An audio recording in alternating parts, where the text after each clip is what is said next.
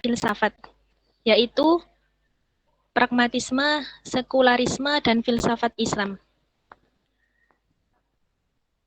Yang pertama, pragmatisme. Pragmatisme adalah aliran filsafat yang mengajarkan bahwa yang benar adalah apa yang membuktikan dirinya sebagai benar, dengan perantaraan akibat-akibatnya yang bermanfaat secara praktis. Aliran pragmatisme adalah aliran yang bersedia menerima sesuatu asal membawa akibat praktis, atau dengan kata lain patokannya manfaat bagi hidup praktis. Aliran ini mementingkan kegunaan suatu pengetahuan dan bukan kebenaran objektif dari pengetahuan. Pragmatisme akan menguji suatu pengetahuan dan akan mengetahui kebenaran pengetahuan tersebut melalui konsekuensi dari pelaksanaan pengujiannya.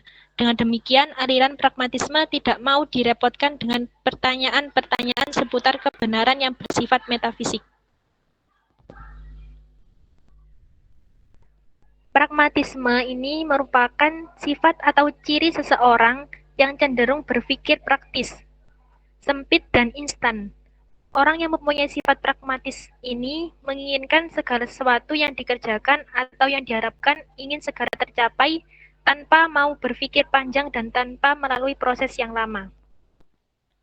Dalam perkembangannya, aliran pragmatisme mengalami perbedaan kesimpulan. Demikian ada 3 patokan yang disetujui oleh aliran pragmatisme ini, yaitu 1. Menolak segala intelektualisme, 2. Absolutis, dan 3. Meremehkan logika formal.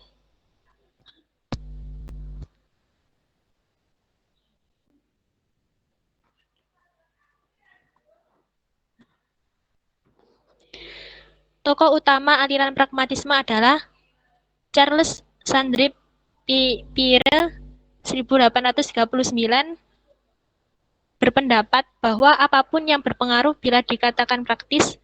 Di beberapa waktu yang lain ini juga mengutarakan bahwa pragmatisme bukanlah sebuah filsafat, bukan teori kebenaran dan bukan metafisika, melainkan adalah suatu cara untuk manusia dalam memecahkan masalah. Dari 2 pendapat di atas bisa disimpulkan bahwasannya pragmatisme bukan hanya sekedar teori pembelajaran filsafat dan mencari kebenaran, akan tetapi pragmatisme lebih ke arah pada tataran ilmu kepraktisan guna membantu menyelesaikan masalah yang dihadapi manusia.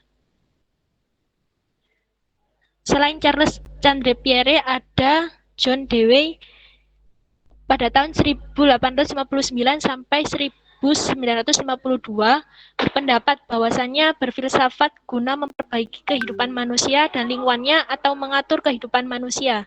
Ia juga menyatakan bahwa filsafat memberikan pengarahan dan filsafat tidak diperkenankan ke bawah arus dalam ide-ide metafisis yang tidak praktis. William James juga mengatakan secara singkat bahwa pragmatisme adalah realitas yang sudah kita ketahui berguna untuk mengukur suatu kebenaran konsep seseorang yang harus mempertimbangkan konsekuensi yang akan diterapkan pada konsep tersebut. Yang kedua adalah aliran sekularisme. Istilah sekularisme pertama kali diperkenalkan pada tahun 1846 oleh George Jacob Hollier yang menyatakan bahwa sekularisme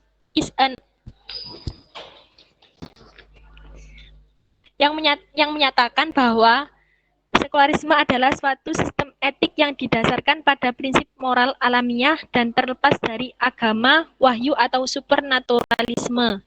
Menurut H.M. Rashidi, sebagaimana dikutip Juhaya S. Praja, sekularisme adalah sistem etika filsafat yang bertujuan memberi interpretasi atau pengertian terhadap kehidupan manusia tanpa percaya kepada Tuhan, kitab suci, dan hari kemudian. Menurut Ensiklopedia Amerika lebih menonjolkan sekularisme sebagai suatu sistem etika yang didasarkan atas prinsip moralitas alamiah dan bebas dari agama wahyu dan spiritual.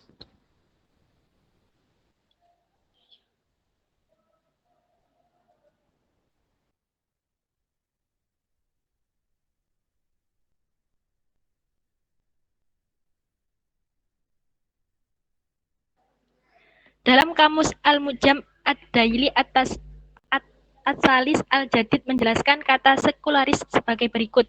sebuah orientasi dalam kehidupan atau dalam urusan apapun secara khusus yang berdiri di atas prinsip bahwa sesungguhnya agama atau istilah-istilah agama itu wajib untuk tidak intervensi ke dalam pemerintahan. Dengan kata lain, orientasi yang membuang jauh-jauh makna dari istilah tersebut. Akhirnya muncul pengertian seperti ini. Hanya politik non-agamis atau ateis yang ada di dalam pemerintahan, yaitu sebuah sistem sosial dalam membentuk akhlak dan sebagai pencetus atas pemikiran wajibnya menegakkan nilai-nilai moral dalam kehidupan modern dan dalam lingkup masyarakat sosial tanpa harus memandang agama. Tokoh sekularisme ini yaitu George Jacob Holyoake, kelahiran Birmingham, Inggris, yang merupakan bentuk penyadaan peran warga Kristiani pada seluruh kehidupan Barat, baik politik, ekonomi, sosial, maupun budaya. Pada mulanya, George Jacob berpendidikan agama. Kemudian remajanya yang diliputi dan ditempa oleh situasi sosial politik di tempat kelahirannya yang keras, sikap George Jacob berubah dan akhirnya ia kembali terkenal karena sekularismenya. Perlu dicatat bahwa pada mulanya sekularisme ini belum berupa aliran etika dan filsafat, melainkan hanya merupakan gerakan protes sosial dan politik. Kemudian akan dijelaskan oleh Saudari Vika. Dipersilakan. Baik, untuk selanjutnya, filsafat Islam. Kata filsafat di kalangan umat Islam diartikan dengan makna hikmah, sehingga Ibnu Sina misalnya menyebutkan bahwa hikmah adalah mencari kesempurnaan diri manusia dengan dapat menggambarkan segala urusan dan membenarkan segala hakikat, baik yang bersifat teori maupun praktik, menurut kadar kemampuan manusia.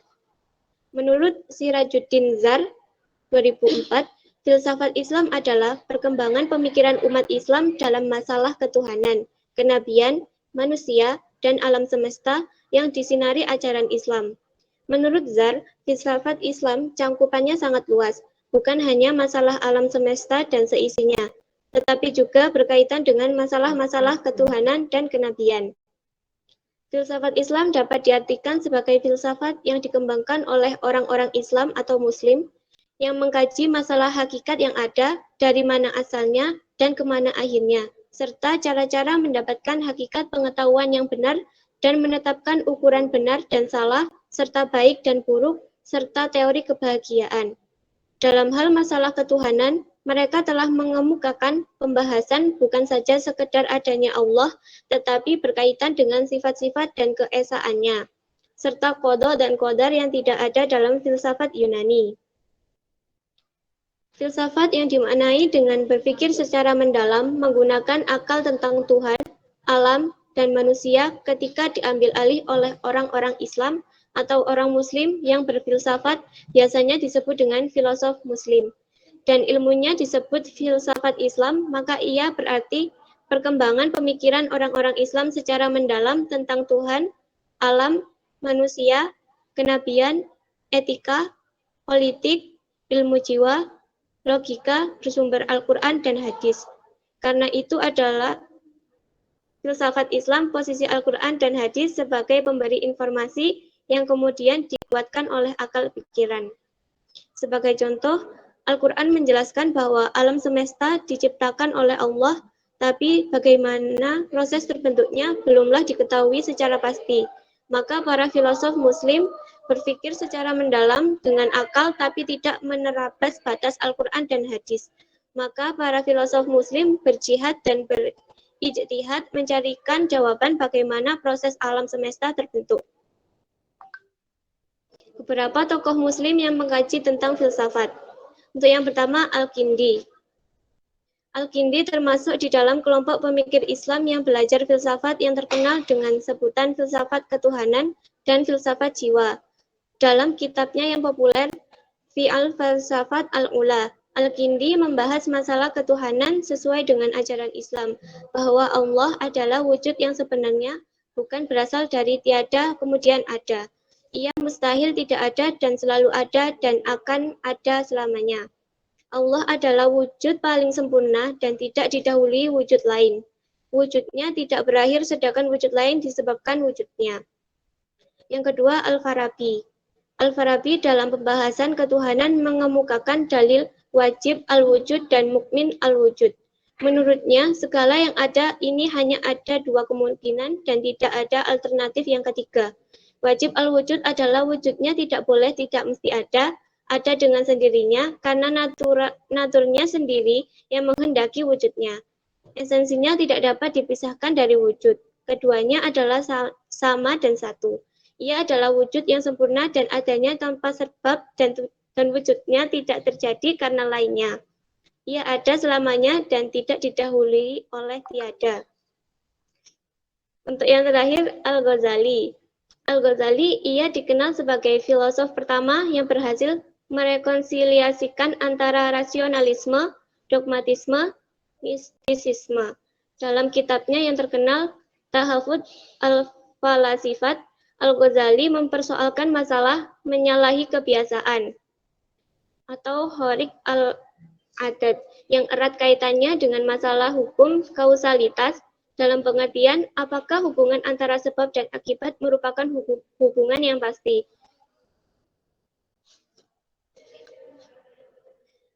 Menurut Al-Ghazali, hubungan antara sebab dan akibat tidak bersifat kepastian. Dalam pengertian keduanya, masing-masing memiliki individualitasnya sendiri. Terjadinya segala sesuatu di dunia ini karena kekuasaan dan kehendak Allah Subhanahu wa taala semata. Baik, terima kasih. Kami kembalikan kepada moderator.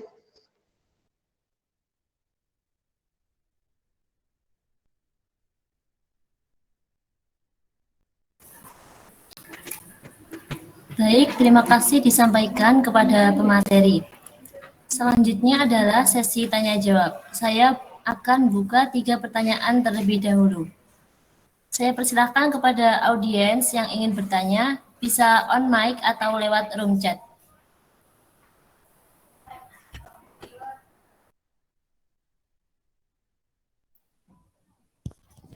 Izin bertanya.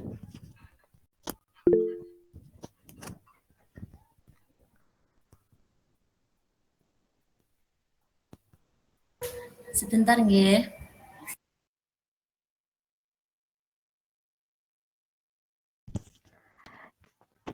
Jelaskan apa yang dimaksud dari 3 patokan yang disetujui oleh aliran praktisme, yakni menolak segala intelektualisme, absolutisme, dan meremehkan logika formal. Terima kasih.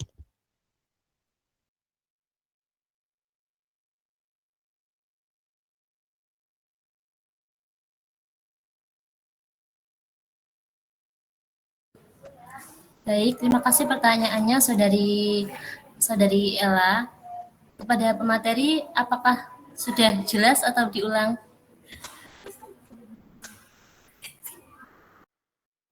Jika sudah jelas, bisa langsung dijawab.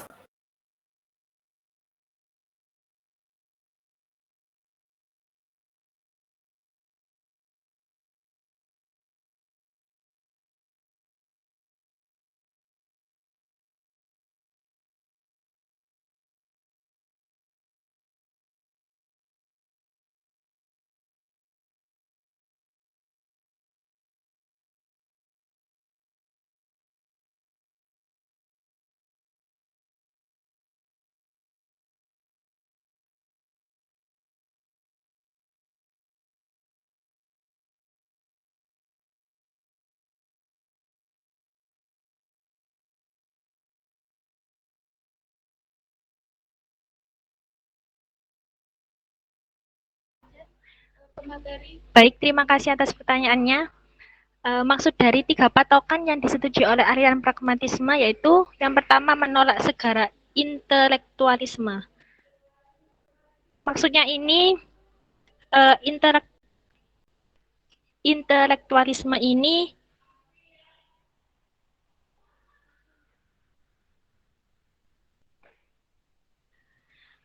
maksudnya filsafat yang menitik beratkan pada pengenalan melalui akal serta secara metafisik memisahkannya dari pengetahuan indera serapan. Maksudnya ini menolak. Jadi pragmatisme ini langsung dibuktikan dengan suatu tindakan bukan dari akal atau metafisik yang tidak terlihat. Seperti itu.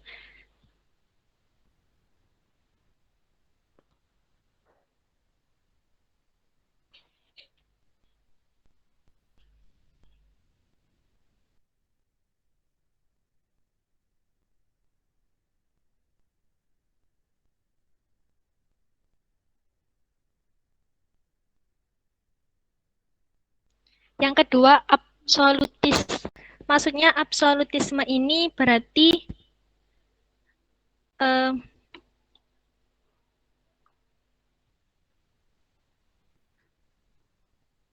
sebuah bentuk pemerintahan tanpa undang-undang dasar atau bentuk pemerintahan dengan semua kekuasaan terletak di tangan penguasa atau raja, kaisar, atau sebagainya. Dan absolutisme ini maksudnya doktrin politik yang terpusat tidak terbatas, yang kedaulatannya diberikan kepada raja atau kaisar, gitu. Yang ketiga, meremehkan logika formal.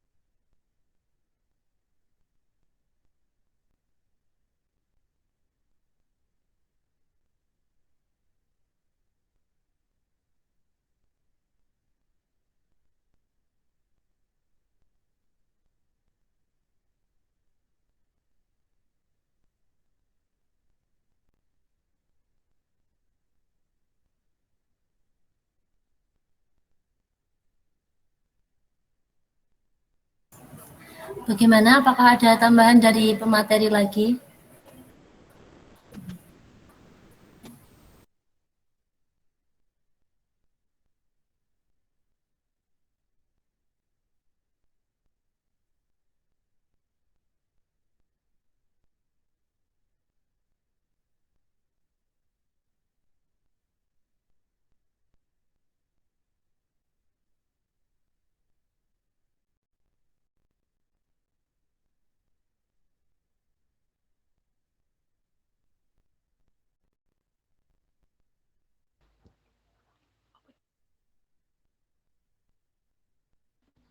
Untuk poin ketiga, apakah kepada audiens ingin menambahi?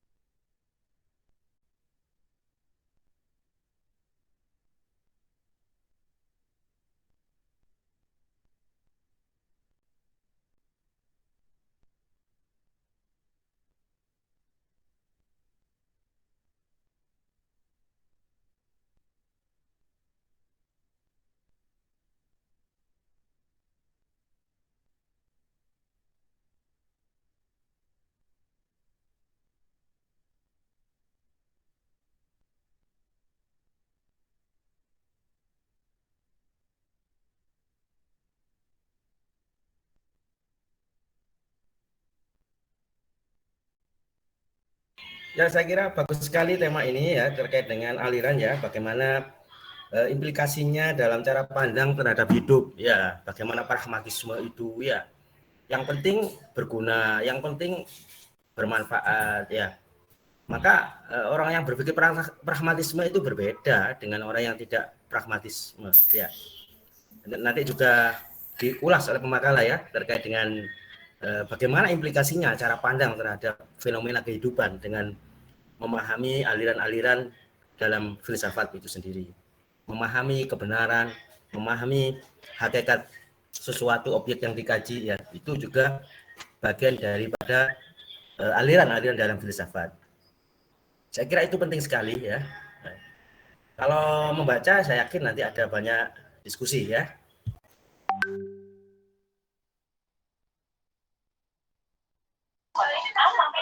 Izin bertanya, Pak. Sebentar nggih.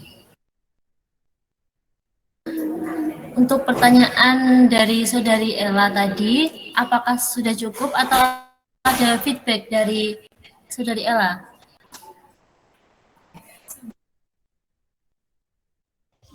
Sudah cukup. Terima kasih kelompok 5.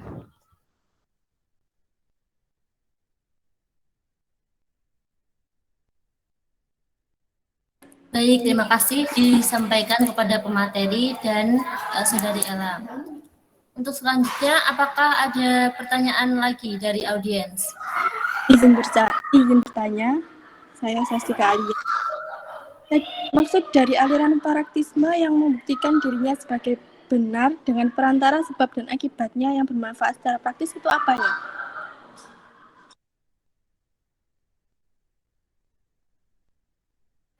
Sebentar, mungkin suaranya kurang jelas. Apakah bisa diulangi lagi? Baiklah, maksud dari aliran pragmatisme yang membuktikan dirinya sebagai benar dengan perantara sebab dan akibatnya.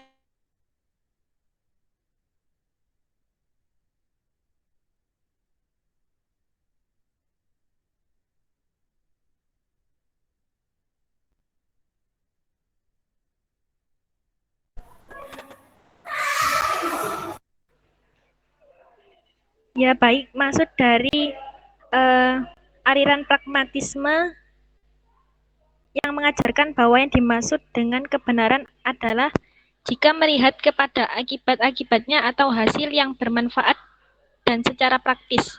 Dan demikian ini, teori pragmatisme ini melihat kebenaran bukan berdasarkan segi yang objektif dalam pengetahuan, melainkan langsung melihat bagaimana penggunaan tindakan secara praktis dari pengetahuan tersebut. Jadi landasan teori pragmatis ini adalah dari logika pengamatan, di mana segala sesuatu yang ada di dunia nyata itu merupakan fakta individu. Oleh sebab itu, teori pragmatisme ini tidak melihat kebenaran berdasarkan sifat metafisik. Maksud metafisik ini bentuk yang tidak terlihat. Jadi pragmatisme ini langsung dari melalui tindakan yang bersifat praktis. Begitu, saya serahkan pada moderator. Baik, terima kasih disampaikan kepada pemateri. Apakah jawaban dari pemateri sudah cukup atau ada feedback dari Saudari Sastika? Iya, sudah cukup. Terima kasih.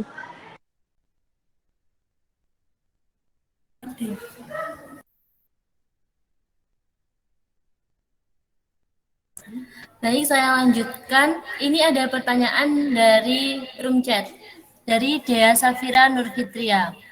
Izin bertanya, mengenai prinsip esensial yang ada pada buku rujukan itu bagaimana ya?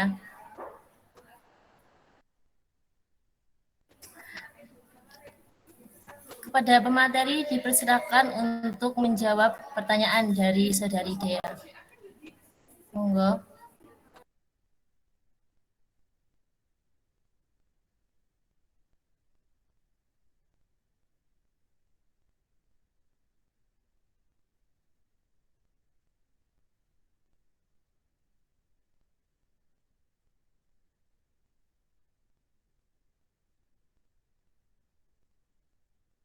Baik, izin menjawab. Untuk definisi esensial sendiri, itu adalah memberikan pengertian yang hakiki tentang sesuatu yang hendak dijelaskan. Dan untuk prinsip esensial dari sekularisme sendiri, itu mencari kemajuan manusia dengan alat materi semata-mata. Dengan demikian, sekularisme masuk dalam kategori materialisme. Mungkin itu jawaban dari kelompok kami.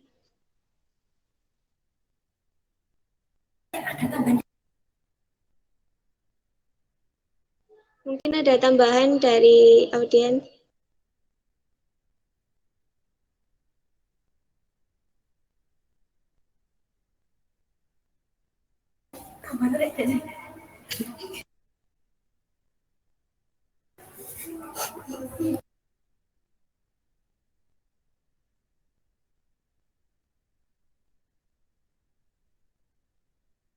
Baik,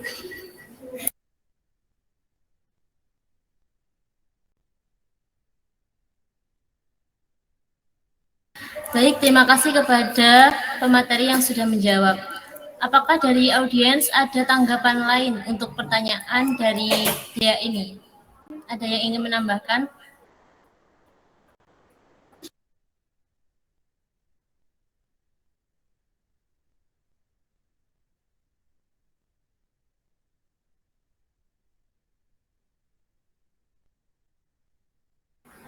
Jika tidak ada, kepada saudari Dea, apakah bisa diterima atau ada feedback lagi? Alhamdulillah sudah bisa diterima.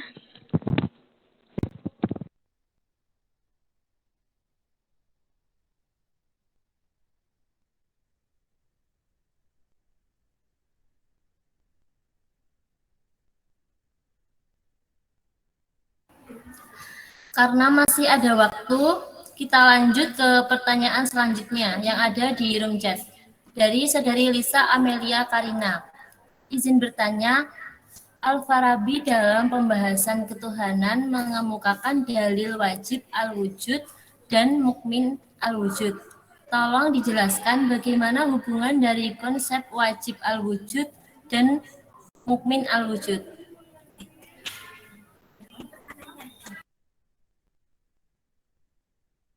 Bagaimana pemateri? Apakah pertanyaan sudah jelas? Jika sudah jelas, bisa langsung dijawab.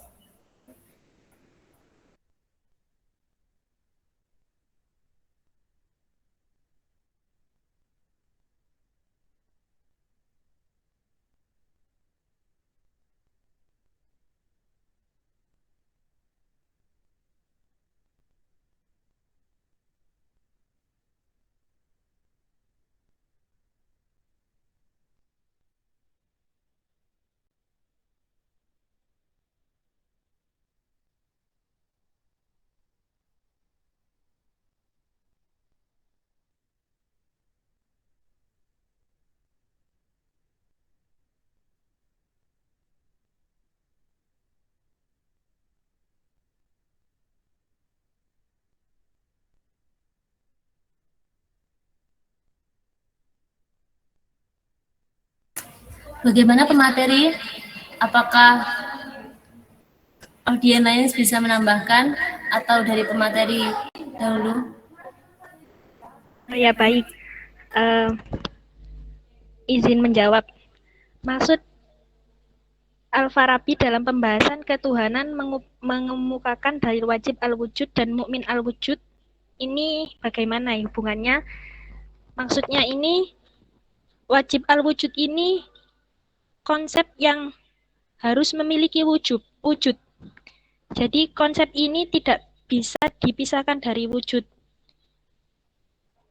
Jadi dengan kata lain, wajib al-wujud ini memang satu kesatuan.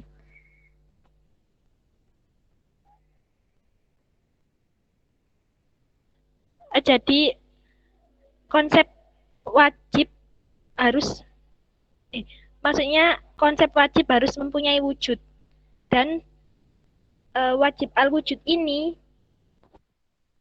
merupakan hubungannya akan mewujudkan mukmin al-wujud.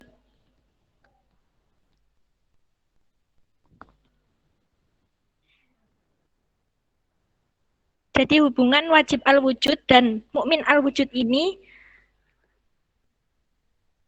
wajib al-wujud ini akan mewujudkan mukmin al-wujud.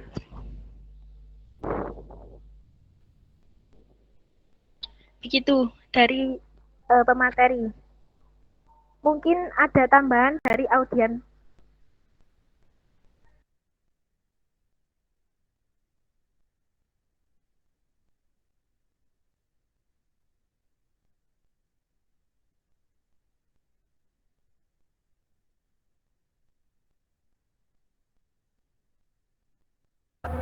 Bagaimana kepada Saudari Lisa, pertanyaannya apakah bisa diterima atau ada feedback?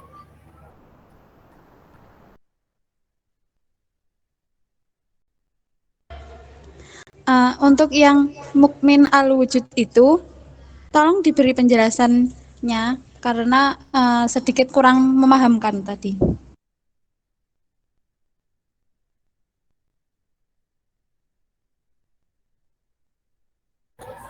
Baik, ada feedback dari Saudari Lisa. Tolong dijelaskan yang mukmin al-wujud tadi, bagaimana pengertiannya? Gitu nggih?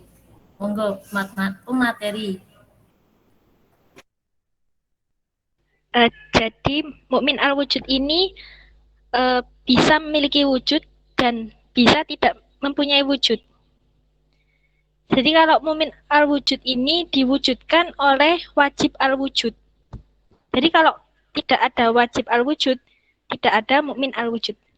Begitu, sekian. Terima kasih.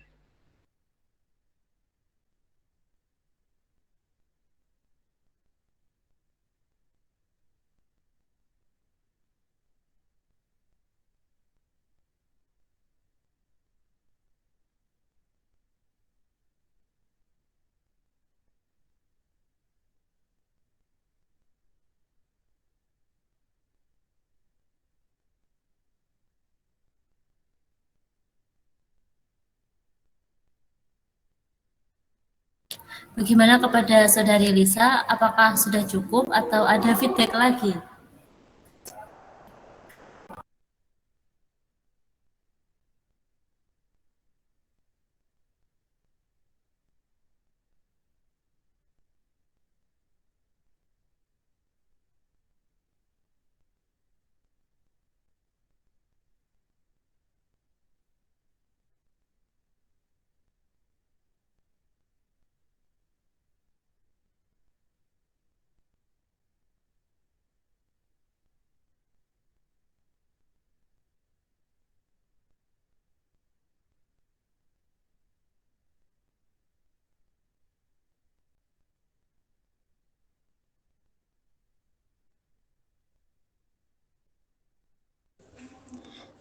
Berarti kalau ada wajib al-wujud, tidak selalu ada mukmin al-wujud.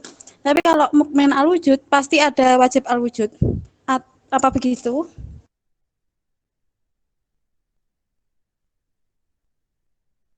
Ya benar, begitu maksudnya.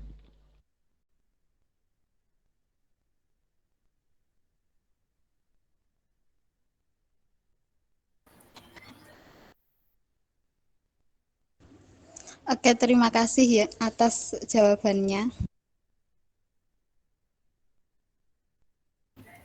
Baik, terima kasih disampaikan kepada pemateri dan Saudari Lisa yang sudah menyampaikan pertanyaannya.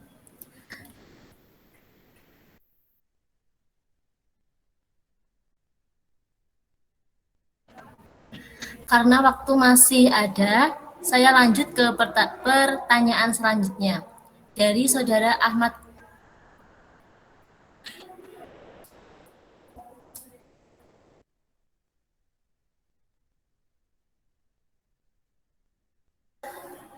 Dari Saudara Ahmad Miftahul Ulum, izin bertanya, bagaimana menurut pemateri kalau kita mengaplikasikan sifat pragmatis di lingkungan masyarakat?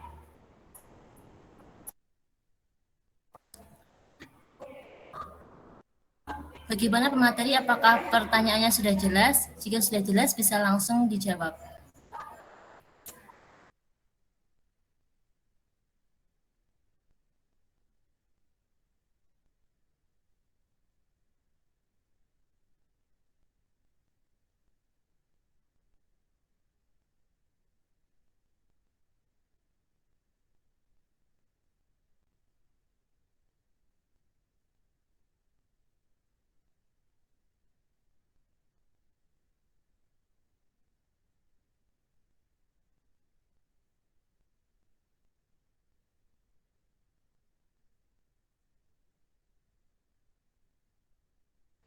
Baik, terima kasih atas pertanyaannya.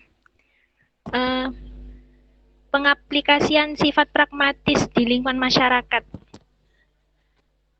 Jadi pragmatisme ini kan memang teori untuk berpola pikir yang praktis yang digunakan pada kondisi tertentu, biasanya untuk jangka pendek. Jadi ingin simple gitu, praktis. Contohnya yang bisa diaplikasikan di kehidupan masyarakat biasanya kita temui itu kayak contohnya ya, ada seorang yang mengalami kesulitan ekonomi. Nah, untuk menghidupi keluarganya ini, dia itu terpaksa, contohnya menjadi kuli bangunan seperti itu. Walaupun sebelumnya dia itu tidak pernah melakukan pekerjaan tersebut, seperti itu.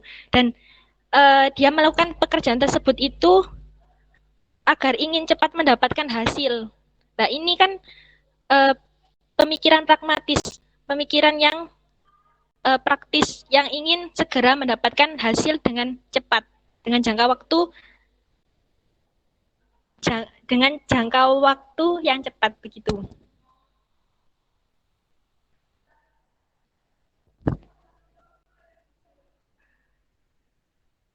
Sekian dari saya, mungkin ada dari audien yang ingin menambahi pengaplikasian pragmatisme.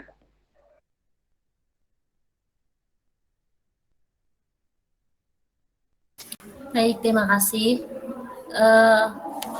Untuk jawaban dari pertanyaan Saudara Ulum, apakah ada feedback atau sudah cukup? Bagaimana, Saudara Ulum?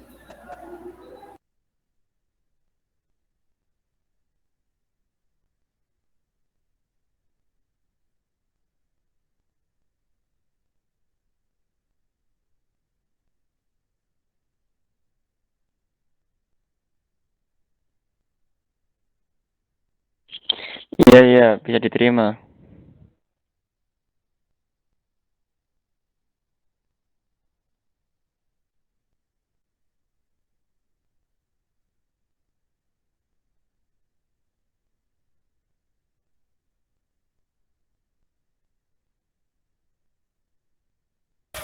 Baik, terima kasih karena jawaban sudah bisa diterima.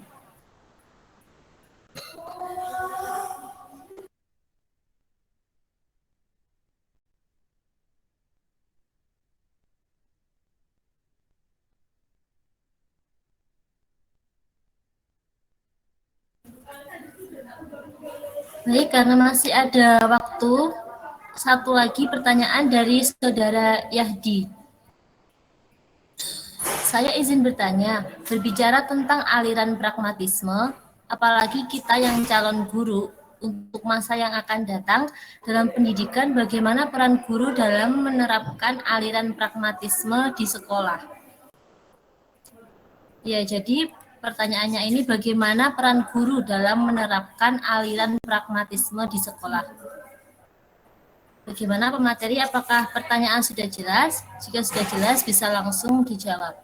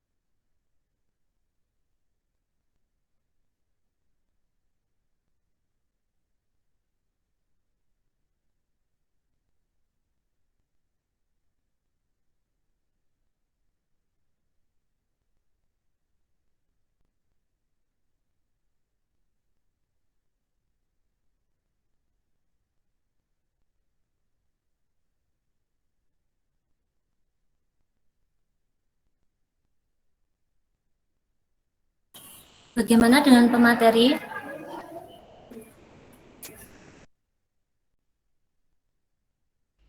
Mungkin dari audien bisa membantu menjawab pertanyaannya. Izin membantu menjawab.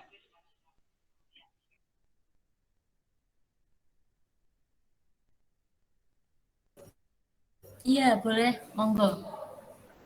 Jadi penerapan teori pragmatisme dalam pembelajaran di sekolah yaitu memberikan metode yang lebih efektif dalam pengajaran, yang lebih efektif dalam pembelajaran. Sebagai contoh, misalnya kalau perkalian kan yang biasa dikenal itu adalah metode perkalian susun. Nah, itu kita bisa diganti dengan metode perkalian crossline, di mana metode perkalian itu lebih efisien dan tidak membutuhkan pengetahuan yang lebih luas tentang perkalian sendiri. Jadi memudahkan. Lalu ada metode PyChem, pembelajaran efektif, interaktif, komunikatif. Jadi pragmatisme dalam pembelajaran yaitu membuat bagaimana pembelajaran tersebut berjalan secara efektif dan efisien. Jadi saya sendiri langsung bertanya, lantas apakah izin bertanya nih?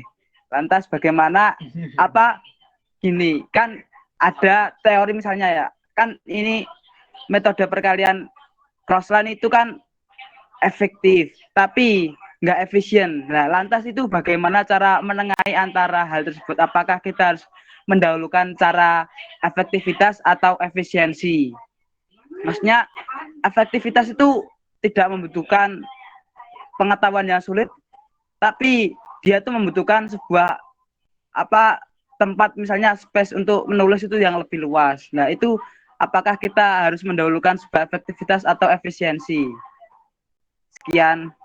Jadi jawaban dari saya itu pragmatisme dalam penerapan pembelajaran yaitu dengan menggunakan inovasi-inovasi pembelajaran yang ada. Tapi saya juga izin bertanya, apakah kita harus mendahulukan antara efektivitas dan efisiensi?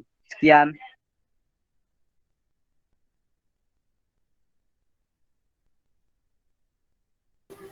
Baik, sebelumnya dari pertanyaan Saudara Yadi tadi, apakah jawabannya sudah cukup atau ada feedback lagi? Bagaimana Saudara Yadi? Ya, alhamdulillah sudah. Terima kasih ya atas jawabannya dari Saudara Fikar. Ya, baik. Selanjutnya tadi Saudara Fikhan juga bertanya.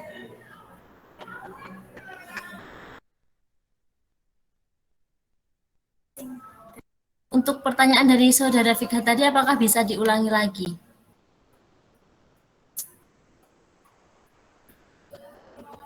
Apakah yang harus kita dahulukan sebuah efektivitas, maksudnya efektif itu pembelajaran untuk disampaikan kepada anak itu gampang diterima, atau efisiensi yaitu rumus tersebut itu praktis, maksudnya tidak membutuhkan, misalnya kalau dalam menuliskan ya ada rumusnya, itu ada yang efektif itu mudah diterima tapi nggak efisien, yaitu membutuhkan dalam menulis itu membutuhkan cara.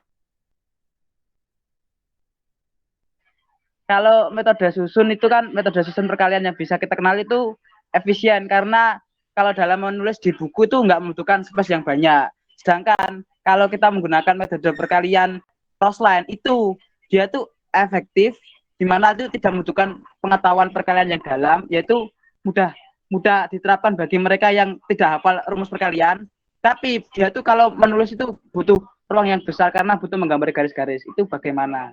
Jadi prioritas mana yang harus dilakukan dalam mengajar, efektivitas atau efisiensi? Sekian. Ya, baik. Terima kasih atas pertanyaannya. Kepada pemateri, apakah pertanyaan dari Saudara Fikhan sudah jelas? Jika sudah jelas, bisa langsung dijawab.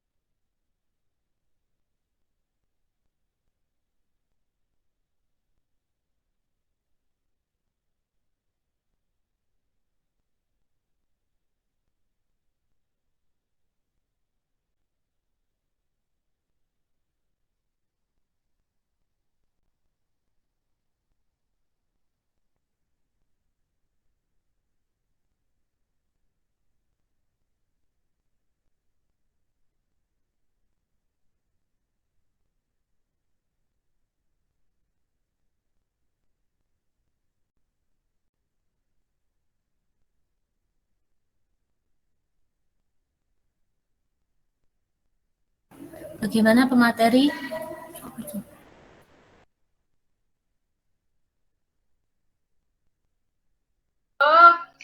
Boleh izin membantu menjawab? Iya, boleh, monggo, Saudari Nandil.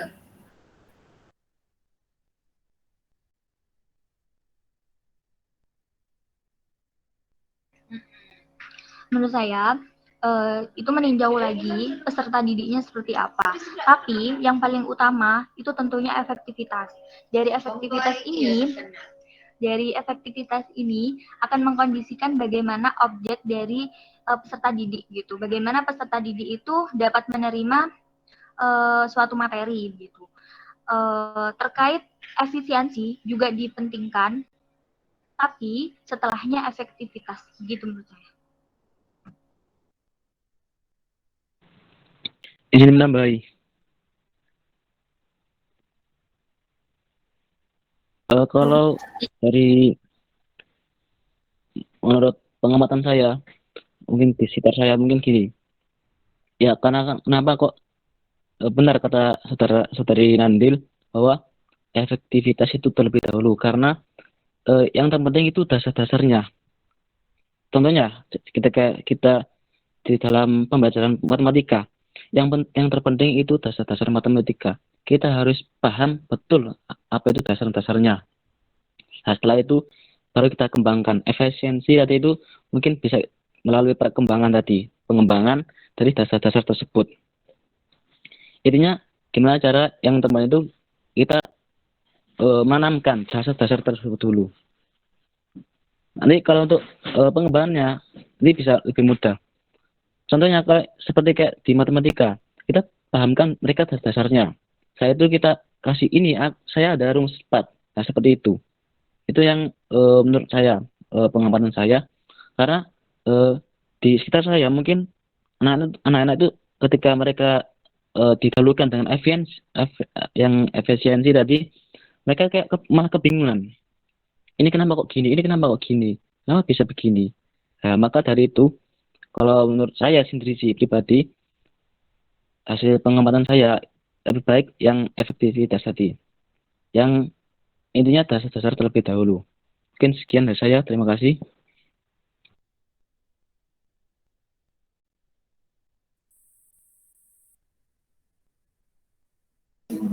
Ya, baik. Terima kasih atas jawaban dari Saudari Nandil dan Saudara Sultan.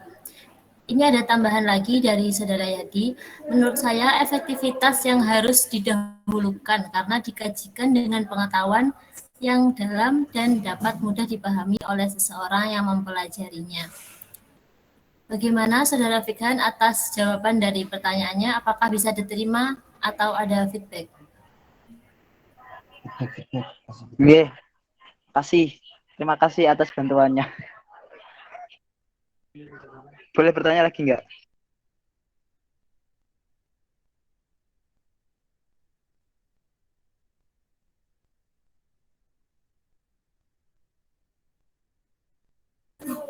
Mohon maaf untuk Saudara Fikhan karena waktu sudah hampir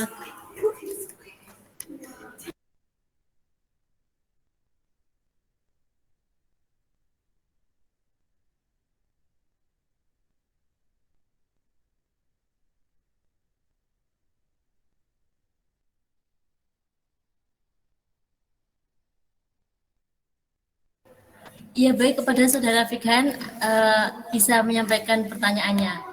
Satu saja, nggih.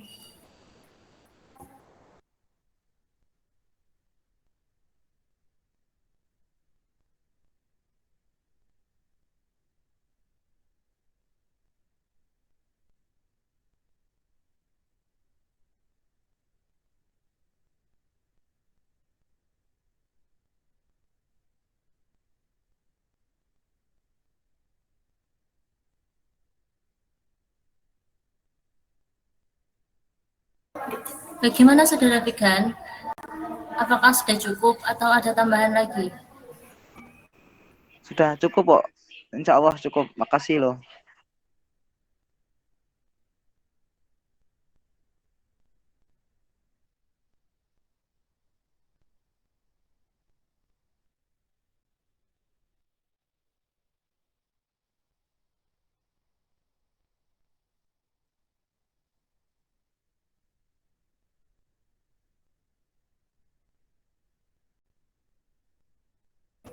Baik, karena pertanyaan dari audiens sudah terjawab semua, saya akan menyimpulkan diskusi pada siang hari ini. Materi hari ini yaitu aliran atau madhab filsafat. Yang pertama yaitu pragmatisme. Pragmatisme ini adalah aliran yang mengajarkan bahwa yang benar adalah apa yang membuktikan dirinya sebagai benar dengan perantaraan akibat-akibatnya yang bermanfaat secara praktis. Yang kedua ada aliran sekularisme. Sekularisme adalah sistem etika plus filsafat yang bertujuan untuk memberi interpretasi atau pengertian terhadap kehidupan manusia tanpa percaya kepada Tuhan, kitab suci, dan hari kemudian. Ada prinsip esensial dari sekularisme. Maksudnya adalah prinsip ini mencari kemajuan manusia dengan alat materi semata-mata. Dengan demikian, jelaslah bahwa sekularisme masuk dalam kategori materialisme. Yang terakhir, aliran filsafat Islam. Kata filsafat di kalangan umat Islam diartikan dengan makna hikmah. Ini terbukti dari kebanyakan pengarang Arab menempatkan kalimat hikmah di tempat kalimat filsafat dan menempatkan kalimat hakim di tempat kalimat filosof. Namun demikian, mereka menempatkan kata hikmah itu berada di atas kata filsafat. Sehingga Ibnu Sina misalnya menyebutkan bahwa hikmah adalah mencari kesempurnaan diri manusia dengan dapat menggambarkan segala urusan dan membenarkan segala hakikat, baik yang bersifat teori maupun praktik menurut kadar kemampuan manusia. Baik, presentasi hari ini cukup sampai di sini. Saya tutup. Jika ada kurang lebihnya mohon maaf. Wassalamualaikum warahmatullahi wabarakatuh. Saya kembalikan kepada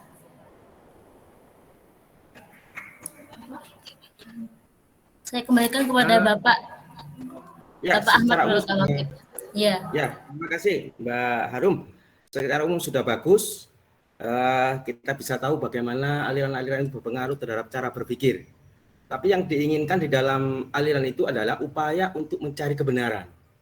Jadi semua aliran itu, filsafat itu, sebagaimana fungsi filsafat itu sendiri, adalah upaya untuk memahami objek kajian yang dikajinya. Jadi semuanya itu dalam rangka untuk mencari kebenaran. Terserah mau dipakai apa, bidang matematika bisa, bidang ilmu sosial bisa. Pada hakikatnya adalah bagaimana upaya untuk mencari kebenaran itu sendiri, ya, dengan menggunakan perspektif. Akhirnya apa? Kita bisa menyimpulkan bahwa setiap objek kajian itu tidak bisa dilihat dari satu perspektif. Saya ulangi, setiap objek kajian, setiap materi yang dikaji, ya, yang dilihat atau yang dipahami itu tidak bisa dilihat dari satu perspektif. Karena itu kita bisa menggunakan banyak perspektif. Ya, karakteristik filsafat itu begitu, berpikir secara apa? Menyeluruh, holistik, ya, ke akar-akarnya. Maka sudut pandang kita tidak hanya satu, tapi dari berbagai perspektif.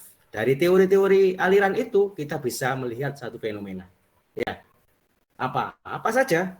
Fenomena pendidikan, fenomena sosial, itu bisa dilihat dari berbagai perspektif. Sehingga pada akhirnya kita menjadi pribadi yang bijak, yang melihat dari berbagai sudut perspektif pada setiap persoalan, setiap masalah, setiap problem yang ada di masyarakat misalnya, itu bisa dilihat dari berbagai perspektif.